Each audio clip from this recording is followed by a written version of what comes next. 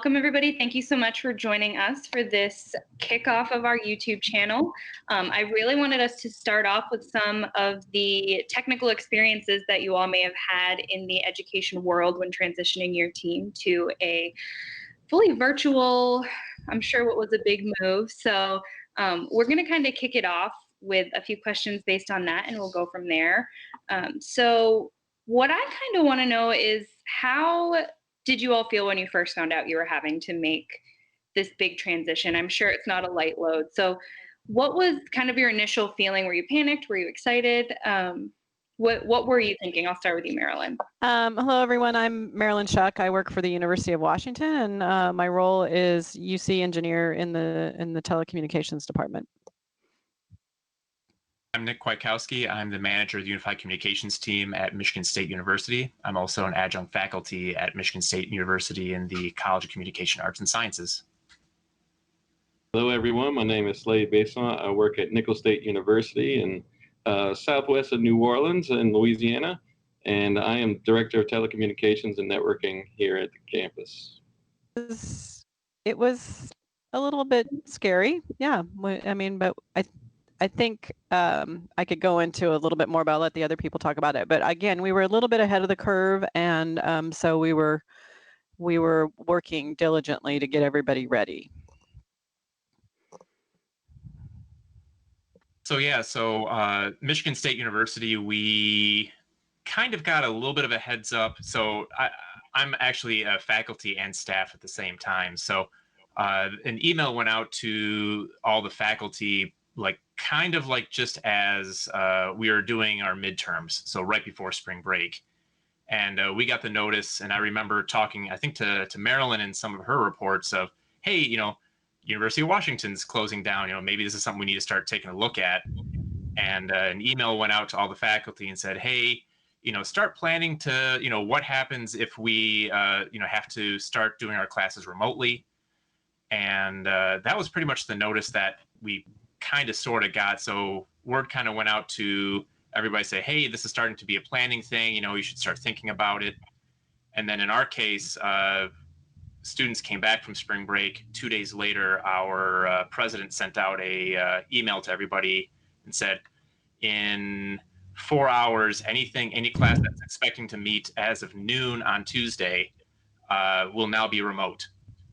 So hopefully you were planning. It's we're not meeting in person anymore.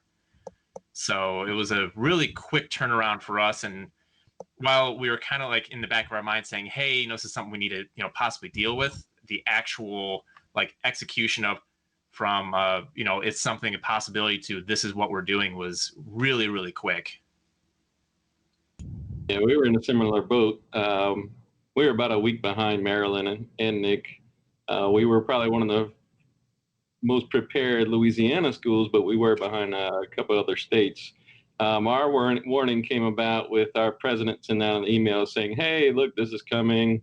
We're going to do a trial run of virtual teaching and a trial run of staff staying at home and doing remote work, because by default, we were never allowed to do remote work on campus. So we had no infrastructure for remote work. This was never a possibility. It was against our administrative policies.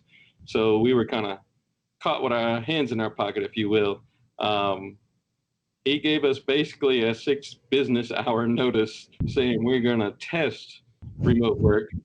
And then the test turned into, you're not coming back. So we did do a lot of scrambling in our department, especially we're the only IT department on campus. We're responsible for everyone's IT needs, both phones, network, and PC side.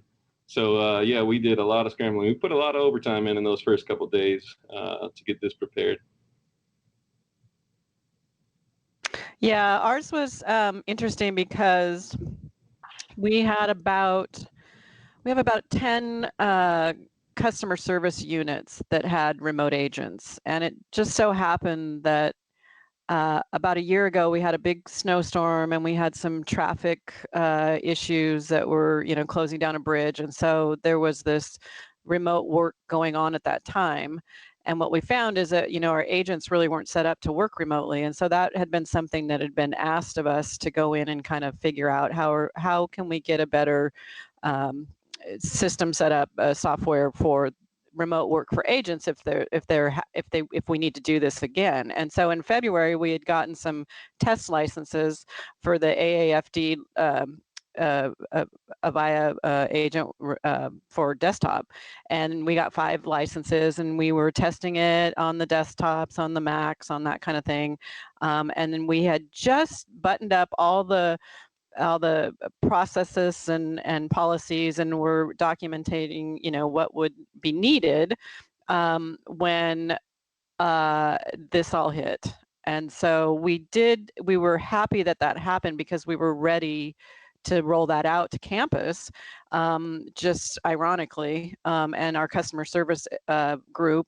So we called up Avaya like during that week of transition, like you're talking about, are we going home? Aren't we going home? And we asked Avaya, we had heard that they had been working in, China and giving out these licenses and things. And so we set a conversation up with our rep and got 100 free of these licenses. So that really helped a lot, because then customer service was ready for when that happened and we had to transition all these people over to remote agents. We have like 3 different scenarios. We have the small contact centers. We have the large, we have 30,000 endpoints. We have 1X workplace that was already in place that people could use. So that was something that at least we could transition a lot of people to. The documentation and the process was out there. And the other thing was, Extension Connect. A lot of people chose that. So during that week, we were transitioning everybody over. And again, we're not in charge of the learning process on the, the classrooms. So that was the other thing that, there's another department that deals with Zoom and online learning and how that had to transition. And we had that same thing, Nick, where we were going from, we had a spring break time, and then we were able to, spring break was over and the kids were coming back, but they were going to come back virtually. So that was the other part of it. So. Yeah, and with us, we had spring break, and the kids actually came back for like 2 days before they made the decision, because it was just early enough. Our spring break is like the first week of March, so it was right in that time when people were just starting to make that decision of, this is something that is going to happen or not. But with us, we were kind of lucky in the fact that we had a pretty stringent DRP plan, so disaster preparedness plan. And one of the scenarios we actually did about 2 years ago was, what happens if there is some sort of contagious disease that hits campus? So we've already kind of gone through some of these things already. One of the things that we didn't necessarily plan as much was, okay, this contagious disease hits the entire world at the same time. And so for us, we were pretty prepared as far as telecom was concerned. The one missing piece that we didn't really think of is, a quick way to map people to phone numbers. Because in our case, everybody has a DID. Some people have going to voicemail and all stuff, but we didn't have like a good mapping of this user equals this phone. And so when we had to design a sign-up process for people who had never done remote working type of technologies before, EC500 or workplace and all that type of stuff, it ended up becoming a manual service request that somebody had to manually type in and then switch over to a different department, and a lot of labor intensive to get those things set up. But luckily we had all the technologies already in place to do it. So for us, the transition was actually fairly smooth, besides the folks that, waited until the day of, or, the first day they had to use something, where then they're like, oh, let me figure out how am I going to go and request the service. And then they had to do do all the work for that, and then they had to wait for us to actually implement it. And really for us, it was just, setting passwords for people and emailing them out was really the thing we had to worry about the most for the workplace and EC500 and all that type of stuff, which took care of probably like 90% of our users. Us too, yeah. And we had done a 4 or 5 year upgrade to the whole telecom system, so we were in a really good place that way too. We had SIP, we had 30,000 users that were all transferred over to, that went from H323 to SIP, and we had a lot of these things in place. I mean, people weren't using them, but there was processes in place and they were there. And so the same thing we went through, Nick, was like, everything was there. It was just getting, getting people to know what they needed. And, on the we have a couple different departments. We have a telecom customer service department that, funded or took all the calls in is what was happening. And so they went from like 50 calls a day to 250 to 300 calls a day. And then they worked with us. And so it was a lot less, I was, at first, I don't know about you guys too, but I mean, the first initial thing is, oh my God, this is going to just be so crazy and stuff. But it really went really well. I was so surprised, and we all, we have such a great team anyway. I think that was part of it too, that everybody worked together and nobody freaked out, and everything kind of went pretty smooth. We got such great feedback from the customers, which are our end users, and they were saying how easy it was to do all this new technology for them, and it made them feel comfortable having to go into this new world. Yeah, I mean, my team we made the experience really good for customers. I know behind the scenes, we were kind of freaking out. We ended up doing about 3 weeks of 12-hour days, 6 days a week to get caught up with all the requests coming in. Because we had about 8,000 plus users to essentially set passwords to, do consulting with and all that stuff. And it's just the sheer number of volume of tickets to do that. Each one takes, about 2 or 3 minutes. It takes a lot of time, and I've got a really, really small team. It was only 4 of us that were processing these tickets. So for us, it was just a big bulk of work. And then the funny thing is, once we kind of got through that bulk, everything just kind of stopped. And I remember talking with my team. I'm like, okay, this is the first time we can sit down and kind of breathe. And everybody's like, well, what do we do now? Okay, we're all working from home now. What do we do? So what's next? Yeah, it was an interesting kind of few days. How about you, Slade? We were in a bit of a different scenario. I'm over networking side of the house as well as telecom. Well, I have a telecom team of 1. I'm the director, so I don't count myself in there. So I have one day-to-day guy that takes care of all the operations. Like I said, we didn't have any kind of preparation or any kind of hardware SBCs or anything, because we're traditionally, we assist 1K shop with digital and analog lines. So no SIP, no voice over IP, no nothing. A limited amount of voice over IP, very limited.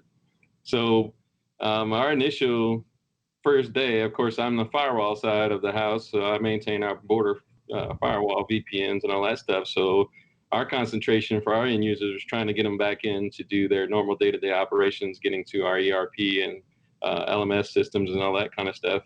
And then about 3 days into this remote work, they realized, oh, I think I need a phone. So how the students are going to contact me? So we did have to scramble a bit, and we had to reach out to our buyer reps and see what we could do in our particular scenario, not having the technology necessary to do remote work. And we came up with a pretty simple, straightforward solution, kind of quick and dirty. We basically forwarding our phone numbers straight forward off campus to a local number with a Via Cloud office. So we stood up a little Via Cloud office pretty quickly, and we started forwarding our numbers to those local DIDs. And we have our remote workers accepting phone calls using that particular technology. And so far, it's been working really well for us for a quick and dirty, hurry up and get it done kind of scenario. Those are the stories that I love hearing, Slade, about this, because for one, how easy Avaya was to work with on ours, and it sounds like on yours, and the way that they were really helping customers. And there's lots of stories throughout IAUG where that was happening. So I think that, like Nick and our scenario is a little different than yours, because we had been building up to this stuff. We had people being remote, we have like a Husky OnNet VPN that everyone uses, and all these things are been set in place. So it was a little bit different, than having what you had to go through. Yeah, pre-COVID, we averaged 10 to 15 people on VPN. During COVID, we have a few hundred. We're certainly not the size school you guys are. We're 6,400 students and about 700 faculty. So But yes, it was a very steep learning curve for our staff and faculty to learn how to VPN, because majority of them did not have access to that, and for us to make VPN work for this type of scenario. So, and then on the phone side, yes, the same thing. Everybody kind of takes phones for granted until they don't have it. So it was a bit of a scramble after the fact. Yeah.